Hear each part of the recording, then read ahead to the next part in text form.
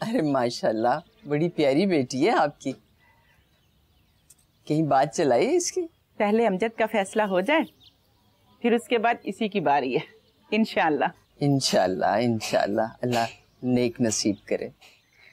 वो हम तो ये चाहते हैं कि जैसे ही अमजद के पेपर ख़त्म हो हम बारात लेकर आपके घर आ जाएं। आप लोगों का क्या ख्याल है? जी, जुम्मन बुआ ने जिक्र किया था, मैंने वीर जी से बात भी की है, वो राजी हैं। ठीक है, जैसे आपकी मर्जी। लो भाई, बात तो बिल्कुल पक्की हो गई। अब एक जोड़ा इधर से और एक जोड़ा इधर से, मेरे तो 2 जोड़े हो गए। हाँ। अरे बुआ, 2 जोड़े क्यों, मैं तो आपको पूरे 4 जोड़े दूंगी। आखिर ये सब कुछ आपकी बरकत और आपकी बदौलत ही हुआ है। बिल्कुल ठीक कह रही हैं आप, बड़े खुलूस से जोड़ा है ये रिश्ता जुम्मन बुआ ने। बस जी, सारी बात नियतों की है। माशाल्लाह, आप सबकी नियत भी बहुत अच्छी और हमारी भी नियत बिल्कुल साफ है। बाकी जोड़े तो अल्लाह ताला आसमानों पर बनाते हैं। सही। अम्मी, वो भाई वाली बात।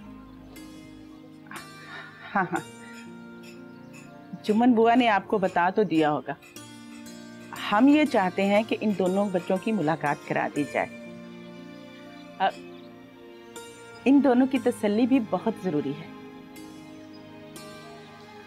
जी ठीक कह रही हैं आप, जुम्मन बुआ ने जिक्र तो किया था, लेकिन हमारे वीर जी ऐसी रस्मों के सख्त खिलाफ हैं। लेकिन क्या किया जाए, दुनियादारी के तकाजे भी पूरे करने पड़ते हैं, उसी हिसाब से चलना पड़ता है। कर लेंगे कुछ ना कुछ। मेरा तो ये ख्याल है कि लड़की को ये हक मिलना चाहिए कि वो लड़के से मिले, उससे बात करे, वो जाने कि लड़का उसके लायक है भी कि नहीं। इससे आप खुदा ना खास्ता ये ना समझिएगा कि अमजद धानी को परख रहा है। ये धानी के लिए भी अमजद को जानने का एक मौका है। आखिर उसने पूरी उम्र गुजारनी है अमजद के साथ। जी ठीक है। आप ये बिस्किट लीजिए ना प्लीज। जी। वो आप भी लेना। अस्सलाम वालेकुम पहलवान जी। वालेकुम अस्सलाम बाबू। बोतल 2 किलो दूध। मेरा ख्याल है तू गलती से यहाँ आ गया है। ये दूध दही की दुकान है और दूध आजकल किलो में नहीं लीटर में तुलता है। चलो पहलवान जी, लीटर दूध दे दो, बस थैली में डाल दो। आज सूरज कहाँ से निकला है? ओए तुम्हें दूध की जरूरत कहाँ पड़ गई? ओ कोई बच्चा तो नहीं पाल लिया ना कि लेदा है? अरे पहलवान जी, एक तो आप बहस बहुत करते हैं। वो अपने छोटे साहब जी हैं ना, उनके लिए सुबह का नाश्ता, सुबह की चाय, फिर रात को दूध पत्ती पीनी होती है, उन्होंने उनके नाश्ते का बंदोबस्त करना है, इसलिए दूध चाहिए। बल्कि आप एक काम कीजिए, अपने लड़के से बोल दीजिए कि रोज 1 लीटर दूध घर भिजवा दिया करे, महीने के महीने हिसाब कर लेंगे। और हिसाब किताब की बात नहीं है, वो लड़का मुझे ठीक नहीं लगता। उस दिन देखा नहीं पूरे मोहल्ले में कैसे सबको दलील करके चला गया।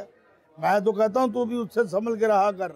वो बड़े बाप की औलाद है, कोई ऊंच नीच हो गई ना तो सब तेरे गले पड़ जाना ना कि लेदा। अरे पहलवान जी, एक तो मेरी समझ में ये बात नहीं आती कि इस छोटे से लड़के से ये पूरा मोहल्ला क्यों डरता है।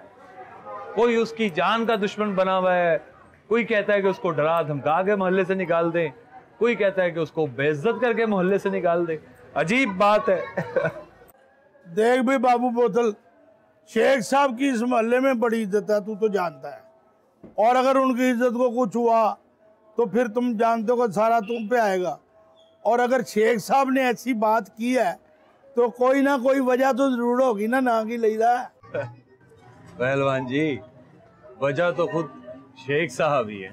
और देख भाई बाबू बोतल, उस दिन जो राजा के साथ उस लड़के का झगड़ा हुआ है उसके पीछे क्या वजह है ये तो कोई नहीं जानता, लेकिन कहने वाले बहुत कुछ कहते हैं। और इस मोहल्ले में शेख साहब की बहुत इज्जत है, ये सब जानते हैं ना कि लेदा है। बेफिक्र रहें पहलवान जी, अगर शेख साहब या मोहल्ले के किसी भी फर्द की इज्जत पर हर्फ आया छोटे साहब की वजह से, तो इसी चौक के अंदर छोटे साहब को भी और मुझे भी सूली पे लटका ना की लईदा है।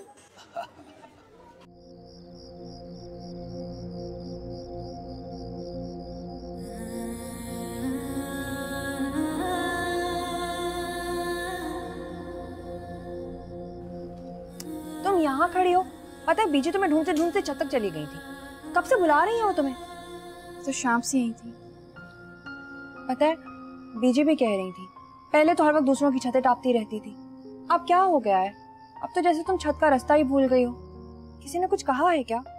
किसी ने कुछ नहीं कहा, बस मेरा दिल नहीं चाहता। और पहले तो बीजी मुझे खुद डांटती रहती थी कि मैं पूरा दिन ज़ाया करती हूँ पतंगबाजी में और लड़कियों के लक्षण अच्छे नहीं होते वगैरह वगैरह। अब क्या हुआ? अच्छा मूड मत खराब करो। वो ना बीजी ने पैगाम भिजवाया है कि कल 4 बजे दरगाह जाना है, जुम्मन बुआ भी साथ जाएंगी।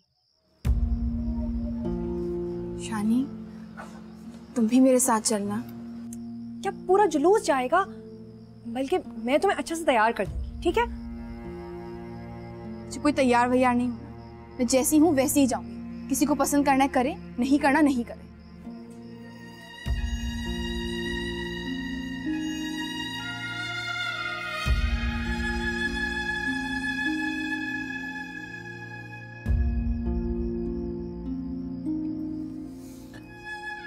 तुम अभी तक सोए नहीं छोटे साहब?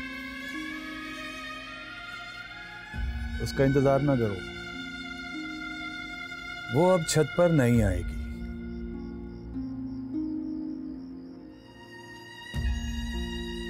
मुझे लगता है मैंने उसकी वाहिद आजादी भी छीन ली है उससे। उसके हिस्से में उस छत का आसमान ही तो आता था, वो भी मेरी वजह से तर्क कर दिया उसने। ऊंची इमारतों से मेरा मकान गिर गया, कुछ लोग मेरे हिस्से का सूरज भी खा गए। यहाँ का यही दस्तूर है छोटे साहब, कोई किसी के हिस्से का सूरज खा जाता है और कोई किसी के हिस्से का आसमान। इसलिए दुखी होने की जरूरत नहीं है। तुम्हें किसी यूनिवर्सिटी में प्रोफेसर होना चाहिए था। हर चीज हर बात का फलसफा मौजूद है तुम्हारे पास।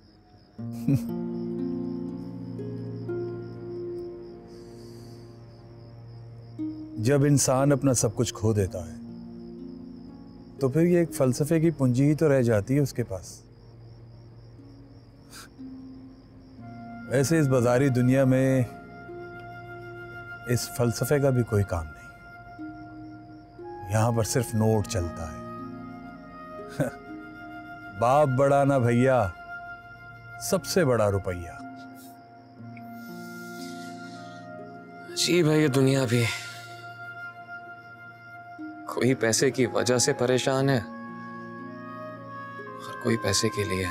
जबकि दोनों को इस दुनिया से खाली हाथ ही जाना पड़ता है। अलबत्ता साहब, तुम जैसे इस दुनिया में कम ही होंगे जो अपने बाप दादा की अरबों की जायदाद छोड़कर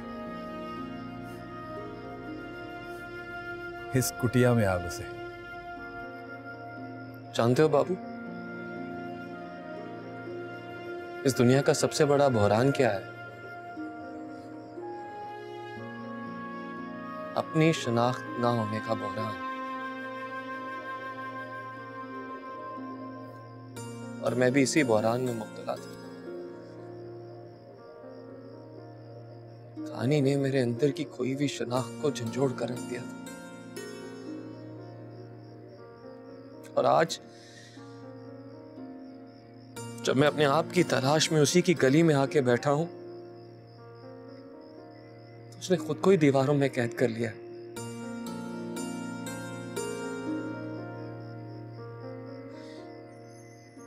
उसे बिल्कुल मेरा ख्याल नहीं आता होगा बाबू। ख्याल ना होता तो वो खुद को तुमसे छुपाती ना फिरती। उसे हरदम तुम्हारा ही ख्याल है, वरना आज भी वो अपनी छत पर पतंगे उड़ा रही होती। लोगों के पीछे काट कर सीटियां बजा रही होती।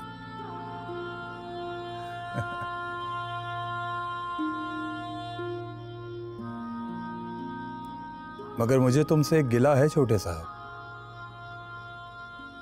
कितनी जिंदा दिल लड़की थी वो। तुम्हारी मोहब्बत के जहर ने उसे मार डाला। फिक्र ना करो, उसे हरदम तुम्हारा ही ख्याल है छोटे साहब।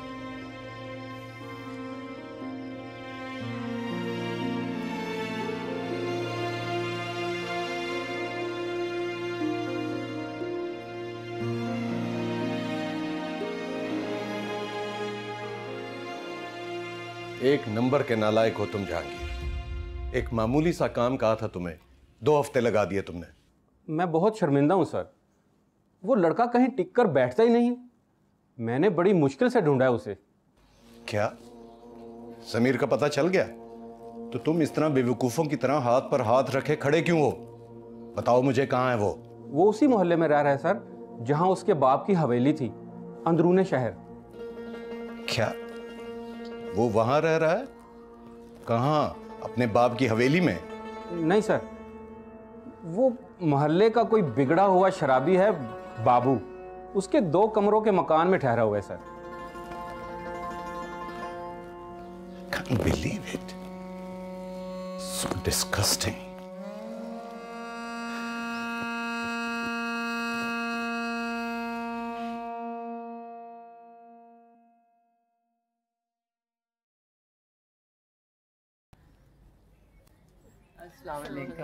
वालेकुम अस्सलाम। खुश रहो, सदा आबाद रहो। अम्मी, दुआ नहीं करनी, हम चले? अबू और बीजी को भी साथ ले चलते हैं ना, देर ना हो जाए।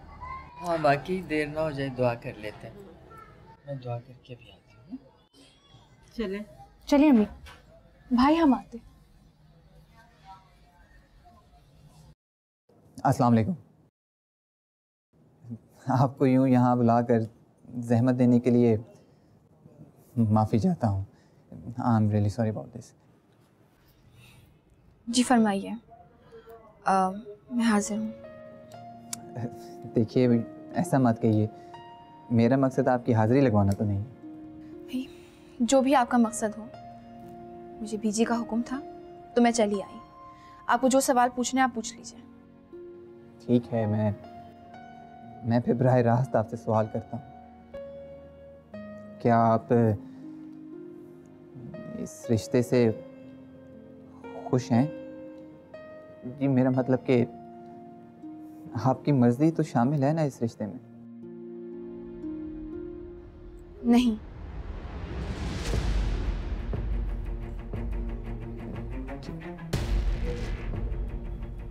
मैं कुछ समझा नहीं, क्या मतलब?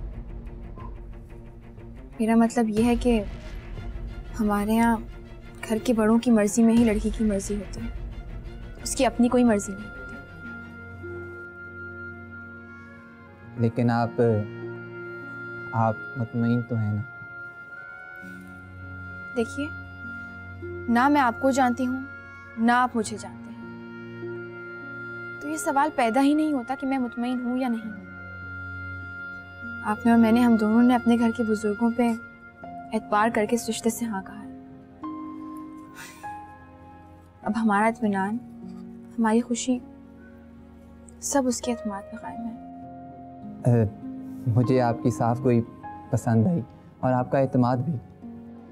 आपने लगी लिपटी रखे बगैर ही सब कुछ इतने सच्चाई से अपना मुद्दा बयान कर दिया कि मैं अब मुतमिन हूँ। आपको कुछ अगर मुझसे पूछना हो तो आप पूछ सकती हैं। सवाल करने का हक आप रखती हैं। मुझे कोई सवाल नहीं पूछना। अगर आपको तसल्ली हो गई हो तो जिस तरफ बाकी घर वाले गए हम उस तरफ चल सकते हैं। यहाँ अकेले खड़ा होना मुझे अजीब सा लग रहा है। जी, आप चलिए, बस मैं आता हूँ। मेरी तो जैसे सारी दुआएं आज बिना मांगे ही पूरी हो गई हैं। आप प्लीज़ चलें।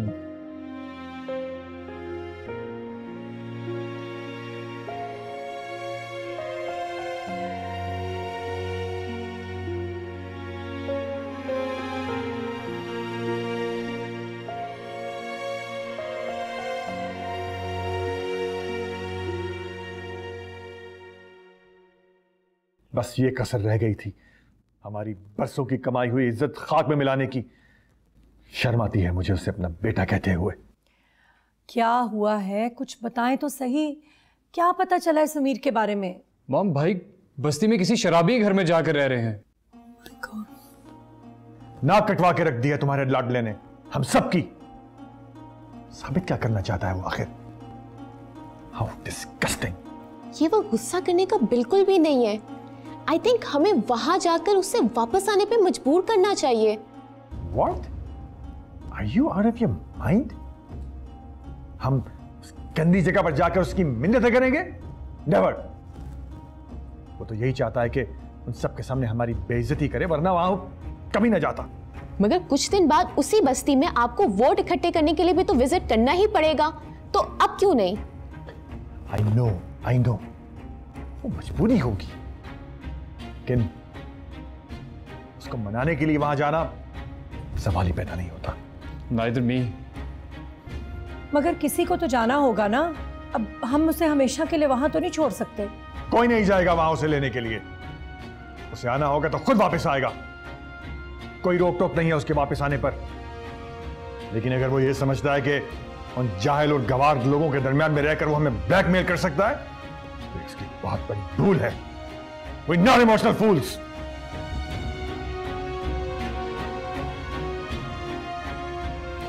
I think we again making a mistake. तुम इस मामले से दूर ही रहो तो बेहतर है।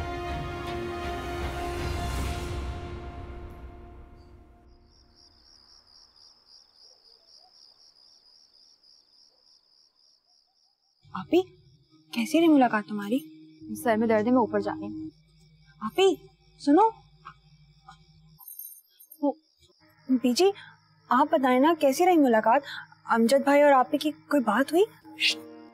जो मुंह में आता है बोल देती हो। कोई सुन लेगा तो गजब हो जाएगा। किसी से मुलाकात करने नहीं गए थे हम। लड़के लड़की ने एक दूसरे को देखना था सो देख लिया। कोई आंख धक्का करने नहीं गए थे। और फिर अमजद मियाँ इतने अच्छे हैं, उनमें कोई ऐसी बात नहीं है जो कोई नापसंद करेगा। माशाल्लाह से लाखों में एक है। और हमारी धानी के साथ जचे का भी खूब। तो फिर आप भी इतने गुस्से में क्यों हैं? उससे खुद ही पूछ लेना। गुस्सा तो उसकी नाक पे धरा रहता है हर वक्त। चलो तुम मेरे साथ बोर्ची खाने में, जल्दी से खाने का कुछ कर ले, तुम्हारे अब्बा आते ही होंगे।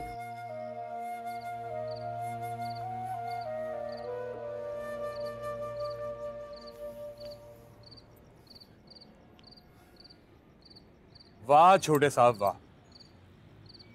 आप उन लड़कों के पास ही चले गए। मोची दरवाजे से लेके भाटी गेट तक उन लड़कों से बदमाश डरते हैं और आप कड़ा वापस करने उनके पास ही चले गए।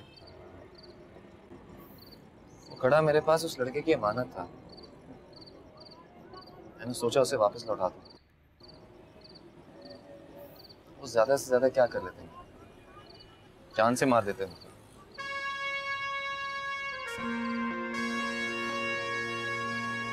वाह छोटे साहब, आशिक अपनी जान हथेली पर लिए फिरता है, अपनी शारक पर किसी खंजर के इंतजार में रहता है। ये सब सुना था मैंने, आज देख भी लिया। तुम्हें उनसे डर नहीं लगा? अब मुझे सिर्फ अपने आप से डर लगता है कि मैं कहीं खुद को अपनी नजरों में ना गिरा दूं। जानते हो बाबू, मुझे अपने सारे दुश्मन बहुत मासूम लगते हैं कि सारी दुनिया में उन्होंने दुश्मनी के लिए चुना भी तो किसे चुना, जो खुद अपना सबसे बड़ा दुश्मन है। उससे भला किसी दुश्मन की क्या जरूरत है।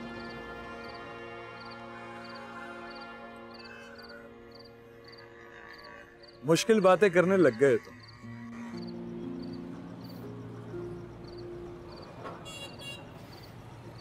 बाबू, मैंने मोहल्ले वालों की नजरों में अजीब सी तपिश देखी अपने लिए। उन्हें मेरा यहाँ रहना बिल्कुल पसंद नहीं है शायद।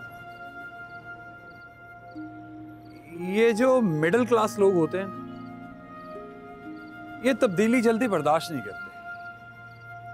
उनके लिए तो बहुत बड़ा अलमिया है। उनके जहन में ये था कि 2-4 दिन में घर वालों के साथ झगड़ा तुम्हारा खत्म हो जाएगा, एक बड़ी सी गाड़ी में तुम्हारा बाप आएगा और तुम्हें अपने साथ बिठा कर ले जाएगा। वो तुम्हें दिल से कबूल नहीं करते।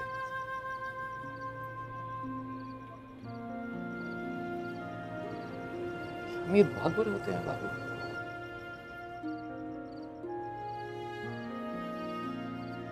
नहीं, अमीर और गरीब अच्छे बुरे एक जैसे ही होते हैं, बस इन दोनों के दिलों में जगह कम होती जा रही है। लेकिन तुम क्यों पूछ रहे हो? आज गली में शेख साहब से टाकरा हो गया था। मैंने सलाम किया मगर उन्होंने नफरत से मुंह फेर लिया।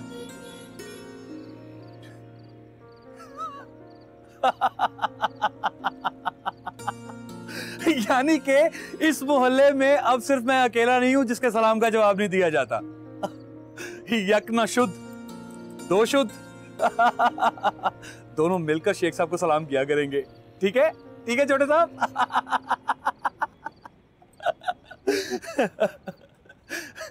कुछ कुछ खाओगे? खाओगे कुछ? आलू की भुजिया पकाई है मैंने। आओ खिलाता हूँ। आजा आजा। क्या हो गया आप ही? इतने गुस्से में क्यों हो? तो क्या करूं? पागलों की तरह खैखे लगाऊं कि अपने मंगेतर से मिलकर आई हूं? क्या हो गया है? जाते वक्त तो तुम बिल्कुल ठीक थी। कि पीछे और बुआ का रचाया हुआ प्लान था। कभी बात नहीं करूंगी दोनों से। कुछ बताओगे भी या यूं ही खुद पर गुस्सा करती रहोगी? पीछे मुझे अमजद अली के साथ अकेला छोड़ के दुआ पढ़ने चली गई। अजीब लग रहा था मुझे। इसमें अजीब लगने वाली कौन सी बात है? तुम बीजी के साथ उनसे मिलने ही तो गई थी, खुद ही तो हामी भरी थी तुमने। इस बात की हामी नहीं भरी थी मैंने। मुझे लगा था कि कोई बात होगी तो सबके सामने होगी। मुझे जरा सा भी शुबा होता तो मैं कभी ना जाती। चलो छोड़ो, ये बताओ तुम्हें कैसे लगे अमजद भाई? कितने डिसेंट और सोबर है ना। किसी प्राइमरी स्कूल के उर्दू के टीचर लगते हैं। आप कैसी हैं? आप ये बताएं, आप वो बताएं, आप खुश तो हैं? खुदा के लिए यूं तो ना कहो, बेचारे इतनी इज्जत से बात करते हैं। तारीफें करने की जरूरत नहीं है। तुम सब यही चाहते थे मैं जाके मिल लूं तो मैं मिल ली। अब जान छोड़ो मेरी।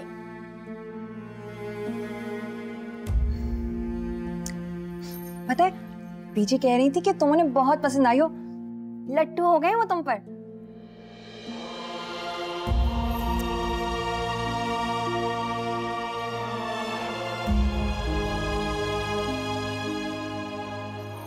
चाय पियोगी?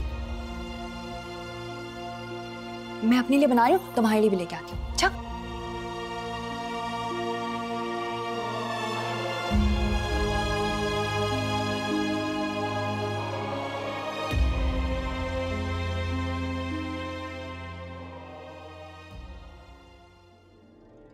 जाओ भाई जल्दी मिठाई बांटो। मिठाई खाइए। ये किस खुशी में है? अपने अमजद भाई की मंगनी हो गई है। सर बहुत बहुत मुबारक हो आपको। हाँ खैर मुबारक। सर मैं बांट के आया। हाँ हाँ तो खैर मंगनी तो काफ़ी दिन पहले हो गई थी, बस ऑफिस वालों का मुंह मीठा कराना बाकी था, तो मैंने सोचा चलो आज वो भी कर दें। सर वो कहते हैं ना कि मिठाई ठीक वक्त पर मिले तो उसकी मिठास ज़्यादा होती है। अच्छा भाई इस बात का तो खैर मुझे इल्म नहीं है, लेकिन सच बताऊं तो असल खुशी मुझे कल ही मिली है।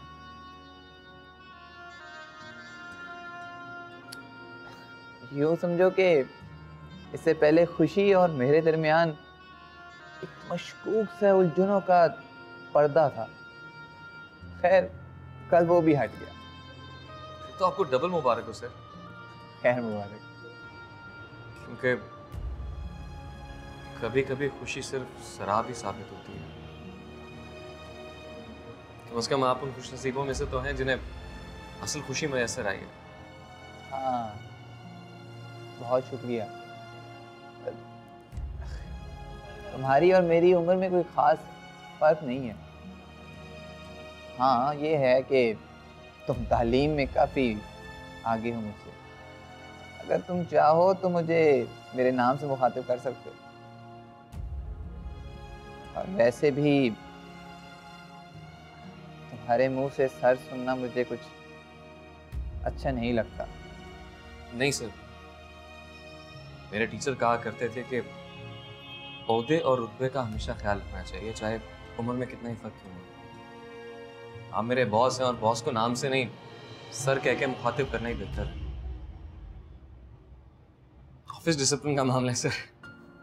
चलो जो तुम्हें मुनासिब लगे, लेकिन मैं एक बात तुम्हें बता दूं भाई, ये याद रखना कि अगर कभी तुम मेरे बॉस बन गए ना तो भाई मैं तो तुम्हें समीर कह के ही बुलाऊंगा। क्या कहते हैं, once a boss always a boss. मुझे उम्मीद है सर आप पे इतना बुरा वक्त नहीं आने वाला। बहुत शुक्रिया, मिलते हैं फिर। Congrats sir. बहुत शुक्रिया।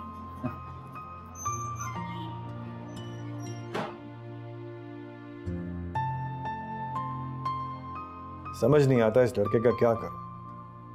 नाक में दम किया हुआ इसने, कहीं का नहीं छोड़ा। एक बाप की हैसियत से देखो तो ये वाकई बड़ी शर्म का मुकाम है कि तुम्हारा सगा बेटा अपना घर छोड़कर एक शराबी के दर पर पड़ा है। लेकिन एक सियासतदान की नज़र से देखो तो ये सौदा कोई इतना बुरा भी नहीं है। वो कैसे? तुम्हारा हल्का वही इलाका है ना, वहां तुम्हें अपनी शनाख्त को जिंदा रखने के लिए बहुत होमवर्क की जरूरत थी, क्योंकि सालों से कोई ऐसा फलाही काम तो तुमने किया नहीं था।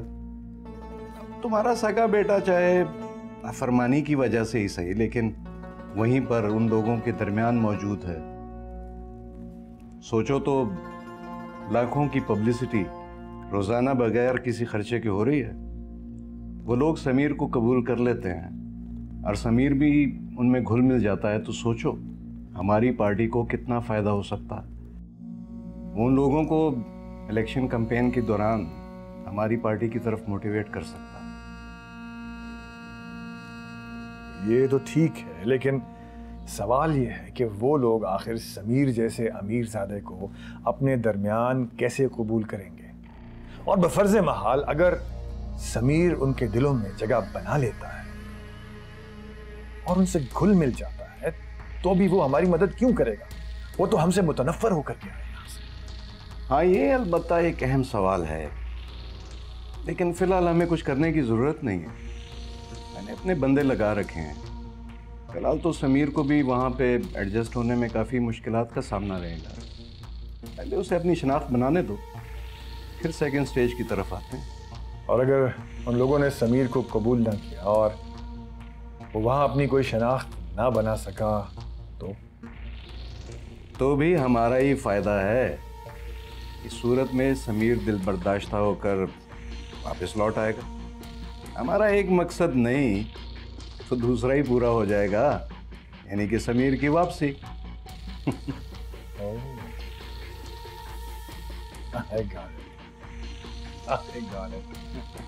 You're a genius. You are a genius, my friend. इसे कहते हैं कि सियासत में जिद भी मेरी और पट भी।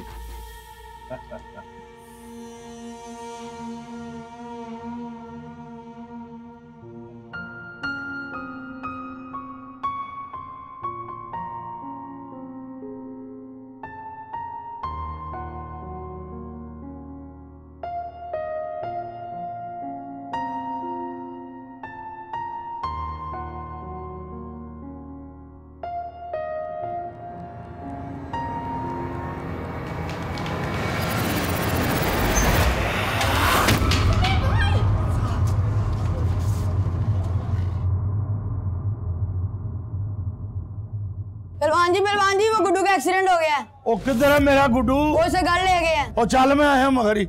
ओ छोटे ओ मैनू उठा है।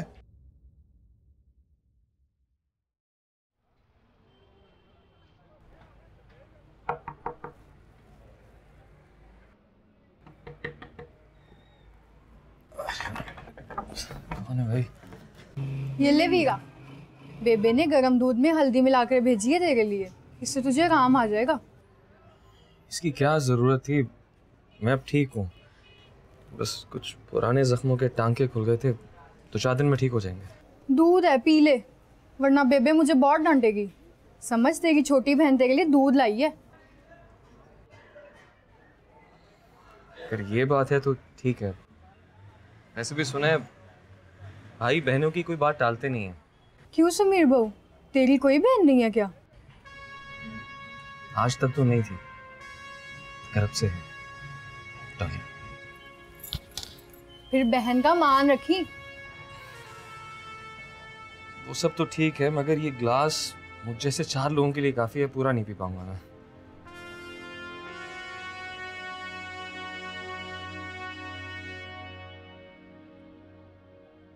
बस अब तुम जाओ, काफी शाम हो गई है। बाकी जाकर गुड्डू को पिला देना और उसकी बेबी से कहना कि उसके कान खींचे। ऐसे दीवानावार पतंगों के पीछे भागते नहीं हैं। अच्छा ठीक है, अब मैं चलती हूँ, कह दूंगी। तुम भी अब आराम करो, अम्मा को भी कह दूंगी कि कल मेरे साथ आए, ठीक है?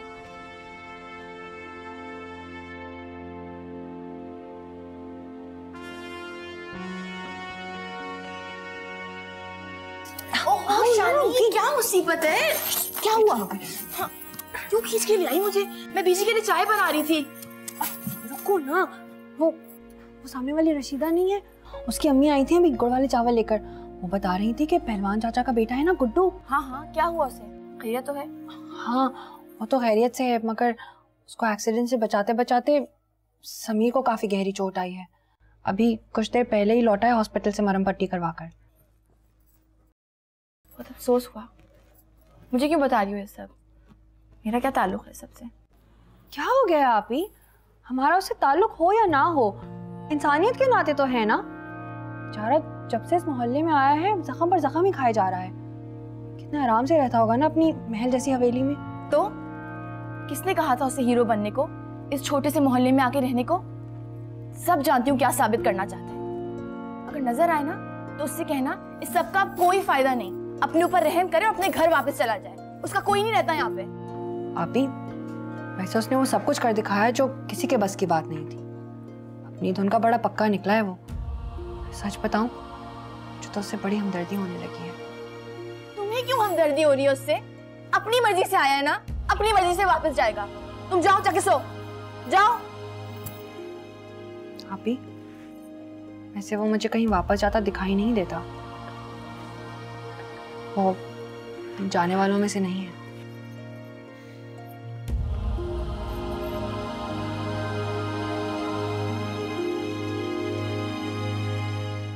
कैसी तबीयत है? मैंने कई दफा सोचा कि गुड्डू की बेबे को लेके तुम्हारा शुक्रिया अदा करने जाऊं, पर तुम तो कहीं जा रहे हो। इसमें शुक्रिया की क्या बात है? मेरी तबीयत अब ठीक है, काम पे जा रहा हूँ। अच्छा, एक गिलास मीठी लस्सी का पीते जाओ। ऐसी लस्सी पूरे शहर में कहीं नहीं मिलेगी। मैं अपने हाथों से बनाऊंगा, पेड़े डालकर, ना की लईदा है। अरे नहीं पहलवान जी, आपका बहुत शुक्रिया। मैं लस्सी नहीं पीता, या यूं समझ लें कि हम जैसों को खालिस लस्सी हजम नहीं होती। गुड्डू कैसा है? वो बदमाश तो घर में दौड़ता फिरता है। चोट तो तुम्हें लगी थी समीर बाबू। पहलवान तुम्हारा ये एहसान कभी नहीं भूलेगा। गली के बच्चों ने बताया अगर थोड़ी सी देर हो जाती तो खुदा ना खास्ता। पहलवान जी, बुरी बातें नहीं सोचा करते। मेरी तरफ से गुड्डू को प्यार दीजिएगा। अब चलता हूँ, वरना दफ्तर के लिए देर हो जाएगी। एक आखिरी बात सुनते जाओ बाबू। पहले मैं तुम्हें अच्छा लड़का नहीं समझता था, आज मुझे अपनी सोच पे शर्म आ रही है। हो सके तो मुझे माफ कर देना बाबा जी। नहीं पहलवान जी, आपको माफी मांगने और शर्मिंदा होने की जरूरत नहीं है। मैं वाकई बहुत बुरा हूँ। अगर बुरा ना होता तो इतने अच्छे लोगों से जान पहचान में इतना वक्त थोड़ी लगता। अपना ख्याल रखिएगा। नहीं समीर बाबू, बुरे तो हम लोग हैं जिनकी आंखों पे पट्टी बंधी हुई है, ना कि लईदा। देखिए, मैं तो कहती हूँ एक बार और सोच लें प्लीज, कहीं ये जुआ हमें महंगा ना पड़ जाए। क्योंकि दाव पे कुछ और नहीं बल्कि हमारा अपना बेटा समीर है। सियासत में ऐसे जुए खेलने पड़ते हैं, और उसे हमने वहां नहीं भेजा उस गंदी बस्ती में। खुद अपनी जिद और अना की वजह से जलीलो ख्वार होता फिर रहा है वहां। मुझे तो हैरत इस बात पर है कि भाई ने उस गंदी बस्ती में इतने दिन गुजार कैसे लिए।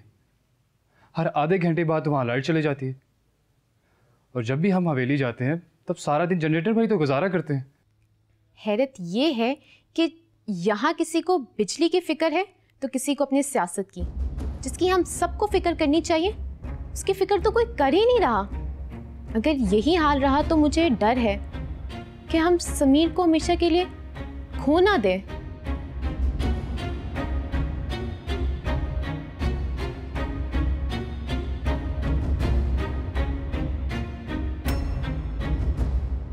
नैनों से नैनों का रिश्ता है बरसों का, ये है जियो